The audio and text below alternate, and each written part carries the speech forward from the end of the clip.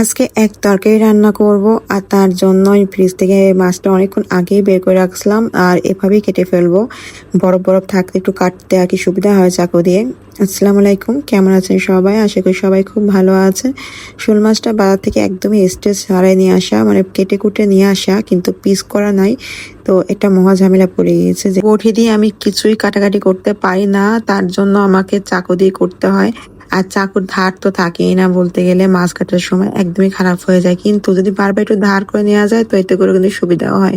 তো ব্যাস, এটা তো কাটতে কোনো কষ্টই আমার হয়নি, একটু ধার করে করে কেটে নিচ্ছে। কিন্তু মহা কষ্ট কখন হবে জানেন? যখন এই শোল মাছের মাথাটা কাটতে যাব।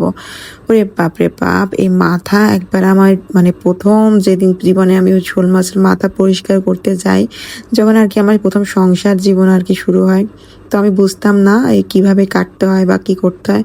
তো আমি ওই মাথার মানে মুখের ভিতরে হাত দিয়ে যে মাছের মানে কানসা যেমন পরিষ্কার করে, আমি ওভাবে করতে গেছিলাম।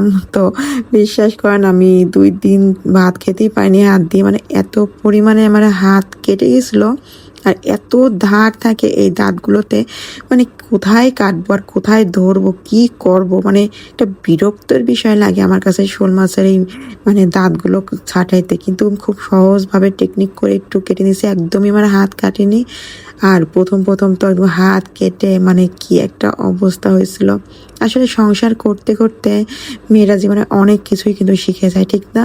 তখন আর কোনো কিছু ভয় পেতে, মানে কোনো কিছু ধরবো না, ছুবো না, এটা পারবো না, ওটা পারবো না, এই জিনিসটা কিন্তু একদমই হয় না। সংসারে সবাইকে খাওয়াতে হবে, টাইম টেবিল কাজ করতে হবে, এই কাজটা সেরে ওই কাজটা ধরতে হবে।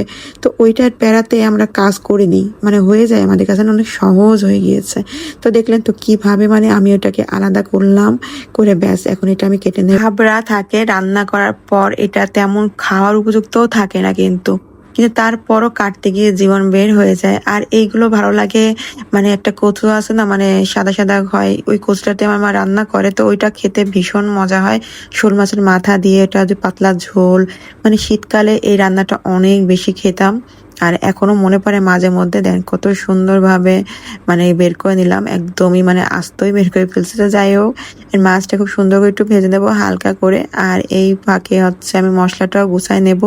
আমি হাতে কাছে অনেকে আছে রান্নার সব কিছু গুছিয়ে তারপরে রান্না বসায়, আমি এটা একদমই পারি না, আমার একটু ধাপে ধাপে আমি করি।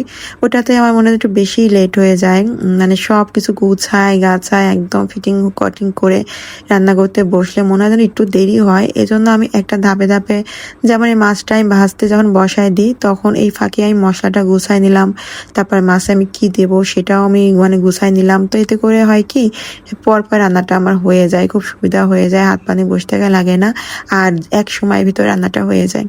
তো এখানে আমি শুকনো মরিচটা দিছিলাম, শোল মাছটা একটু শুকনো মরিচ দিয়ে ঝাল ঝাল করলে না অনেক বেশি মজা হয়। আর আলুটা এভাবে করে কাটলাম যাতে করে দেখতে খুব সুন্দর লাগে। আর এই রান্নাটা মানে খেতে খুবই মজা হয়েছিল, সত্য কথা। এতে আমি কিছুই তেমন দিব না, তো এখানে পানি দিয়ে দিলাম। আর এখন একটু এর ভিতরে আমি টমেটো দিয়ে দেবো, আর দিয়ে আর মাছটা দিয়ে আমি ঢেকে দেবো। শীতকালে সবজি মানে সবসময় বরাবর ভাল লাগে এইসব দিয়ে শোল মাছ, তার উপরে আবার ধনেপাতা দিলে তো আর কোনো কথাই নেই।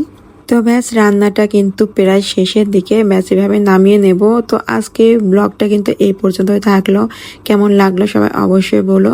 আর এই যে আমার রান্নাটা কিন্তু একদমই হয়ে গেল। সবাই ভালো থাকবেন, সুস্থ থাকবেন, আল্লাহ হাফেজ।